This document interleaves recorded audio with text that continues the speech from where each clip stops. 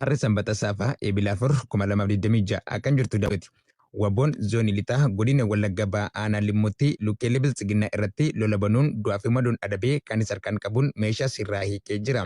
Gootichi waraana bilisummaa Oromoo zoonii lixaa godina Wallagga Ba'aa aanaa Limmuu bulchiinsa magaalaa Arqobbee ganda Duwwaa lamatti har'a eebila 4,2026 ganamaan loltoota faayistii bilisiginnaa irratti tarkaanfii fudhachuu beeksise. Irree fi gachanii sabaa waboon tarkaanfii laalessaa bakkichatti fudhateen loltoota hawaasa nagaa dararuu bobbafamtee lama battalatti rasasan ajjeesuun hedduu immoo madoo damdamii hin qabneen adabuun lama fayyaatti harkaan qabee jira.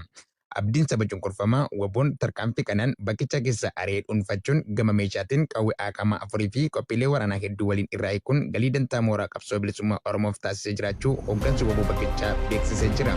Tarkaanfii jajjabeen waboo ergamtoota diinaa irratti fudhatu jabaatee itti fufaa injifannoon uummata Oromoof.